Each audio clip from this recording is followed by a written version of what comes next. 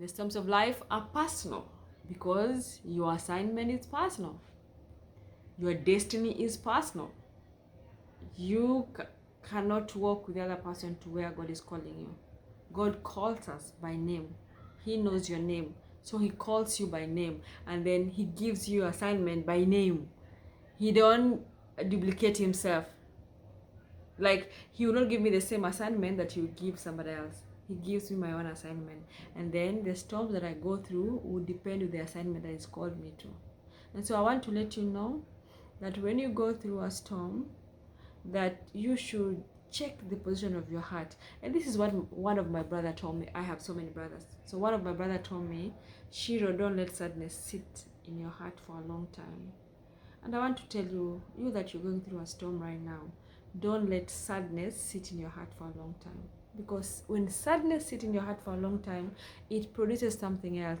It will produce bitterness. And the storms of life are not meant to destroy you.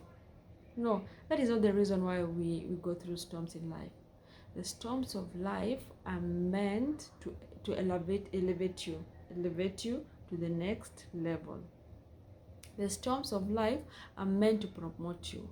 The storms of life are meant for you to be crowned, because the winner is always crowned.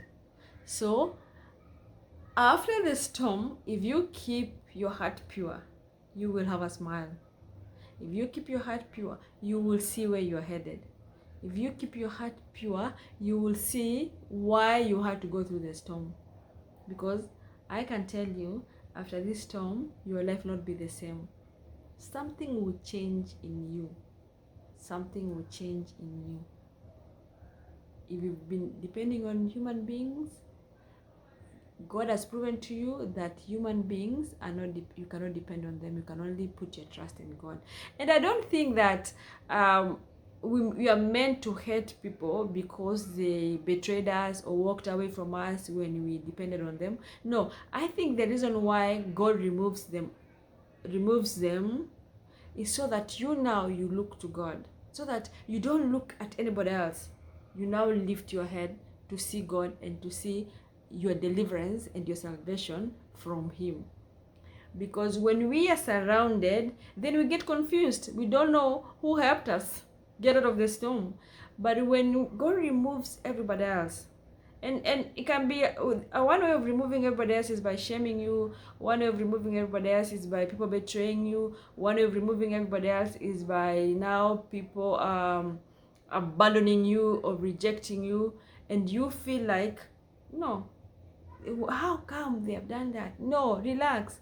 They have done that because God permitted them to do that, and it's for your own good. I assure you, it's for your own good. So as you go through the storm of life, the other thing that I need to let you know is that at some point in your life, if you're in there right now, is that you will meet something that is bigger than you. And if the storm of life is that thing, if that situation is bigger than you, then the only way for you to come out is by depending on God, by crying out to God. And that's why David said, though I walk through the valley of shadow of doubt, I will fear no evil.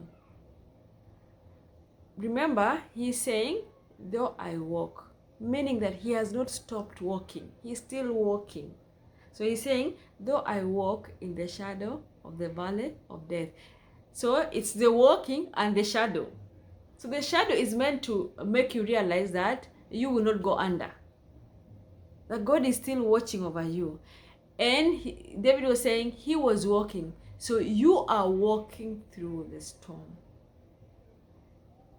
You are walking through that storm. I can't wait to hear what God did with your life after the storm. Because I know that he will do a big thing with your life.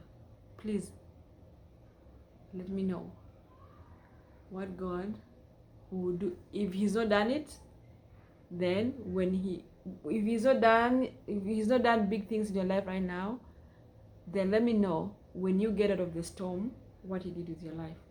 I think I want to invest my time in you that is going through a storm right now. I really do. Thank you for watching again, and God bless you.